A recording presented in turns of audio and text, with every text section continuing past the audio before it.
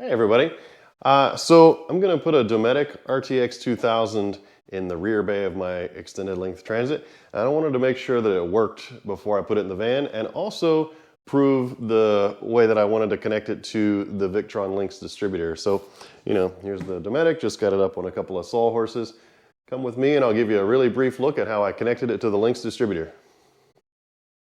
Here we are.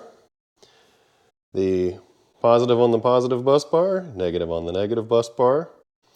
I have an 80 amp mega fuse. The Dometic comes with an 80 amp MIDI fuse, I believe is the type that it comes with, so that you can put it in line. But having a Lynx distributor, that's where I want to connect this power system. And the little control panel, I've just loosely got it tied directly into the bus bars. It does have a little 2 amp car style fuse in line there for it. Really, that's it. At some point, once it's in the van, I will cut these to length, put good crimps on them, put good ring terminals on like these. We'll go on those. And the Dometic will be wired to the Lynx distributor.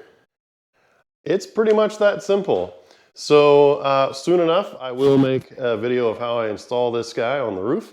But for now, I just wanted to make sure everybody saw how it's connected to the Lynx distributor. See you in the next one.